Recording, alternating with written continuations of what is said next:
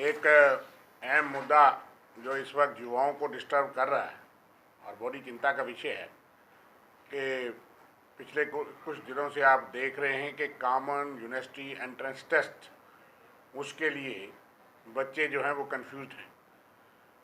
21 मई से लेकर के 87,000 से ज़्यादा 87,000 से ज़्यादा बच्चे जो हैं जिन्होंने अप्लाई किया था, जिनको एग्ज़ाम लेना था, एग्ज़ाम में बैठना था, वो बच्चे जो हैं वो परेशानी में चल रहे हैं। उनके वालिदैन और सारे लोग जो है वो चिंता में हैं और उसके आसराई में कि जब उनके सेंटर किसी का पंजाब, किसी का हरियाणा, किसी का जलंधर, किसी का अमृतसर, कोई डूडू बसंतगढ़ का है, कोई पुंछ का है, कोई भद्रवाह का है, कोई डोडा के किसी किनारे का है, कोई कश्मीर कुपवाड़ा बारामूला से है, पता ही कोई नहीं। और उन लोगों के जब एडमिट कार्ड पता लगना शुरू हुए कि वो आउटसाइड जम्मू कश्मीर में बड़ी संख्या में बच्चों को अलाट हो रहे थे और उसमें खदशा ये था कि बहुत बड़ी संख्या में बच्चे जो हैं वो अपीयर ही नहीं हो पाएंगे, गरीब घर के बच्चे। और उसके बाद बहुत बड़ा कयास हुआ, शोर उठा और नेशनल टेस्टिंग एजेंसी ने उस वक्त उसको पोस्टपोन किया कि 26 मई के बाद एग्ज़ाम जो है वो स्कूल जो आगे वाले एग्ज़ाम हैं वो होंगे। 26 मई तक तमाम एग्ज़ाम पोस्टपोन होंगे। उसके बाद भी बड़े सारे बच्चों को ये एडमिट कार्ड में 26 मई को जो एग्ज़ाम हुआ उसमें भी बैठ नहीं पाए।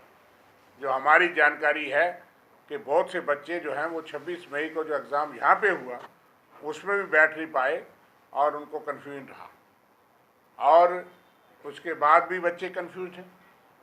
उसके बाद के अब सेंटर किसी का पहले सेंटर किसी जगह था, अब नए जो उनको इतला मिल रही है वो फिर सेंटर्स कितनी संख्या में बच्चों के बाहर आ रहे हैं जम्मू कश्मीर से बाहर, और बड़े बड़े गरीब घर के बच्चे जो अफोर्ड नहीं कर पाएंगे, जो इस एग्ज़ाम से वंचित रह जाएंगे, हमें अंदेशा है। और उसके साथ साथ ये भी अंदेशा है कि बहुत गरीब घर के गवर्नमेंट स्कूलों के ऐसे बच्चे हैं जिनको यकायक ये कहा गया कि अब आपको कंप्यूटर से एग्ज़ाम देना है। मेरी इतला ये है कि बहुत से गरीब घर के बच्चे, वो बच्चे जो है जिनको जो कंप्यूटर चलाना नहीं आता, वो बच्चे जो हैं वो कंप्यूटर कैसे चलाएंगे ऑब्जेक्टिव टाइप टेस्ट। क्या ये पढ़े लिखे बच्चों की संख्या कम करने का कोई तरीका है? यूजी के अंदर, अंडर ग्रेजुएट और पीजी के अंदर यही पैटर्न है।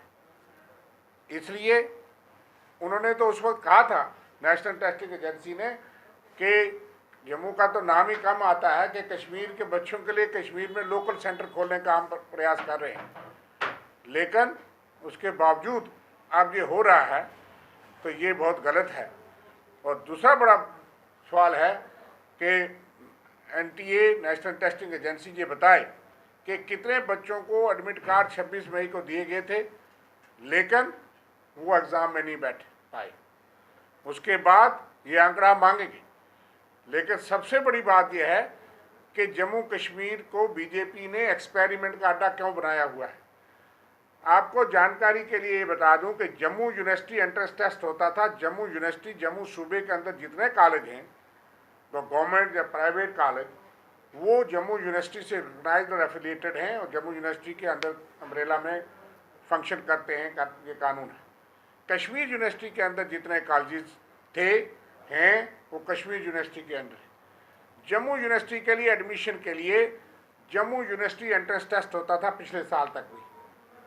कश्मीर यूनिवर्सिटी में या कश्मीर के जितने कॉलेजेस हैं उनके एडमिशन के लिए कश्मीर यूनिवर्सिटी एंट्रेंस टेस्ट होता था और उससे कश्मीर सूबे के बच्चे और जम्मू सूबे के बच्चे जितनी सीटें हैं उनके लिए अप्लाई करते थे। बहुत कम संख्या में कोई आस पड़ोस के राज्य के बच्चे वो उन टेस्ट के लिए अप्लाई करते थे और JUET और KUET में एग्ज़ाम के लिए एडमिशन के लिए अप्लाई करते थे, बैठते थे। और ये जो CUET है, NTA है, ये सेंटर यूनिवर्सिटीज़ के लिए मैंडेटरी था। उसमें 44 सेंटर यूनिवर्सिटीज़ हैं जिनके एग्जामिनेशंस थ्रू CUET होता था।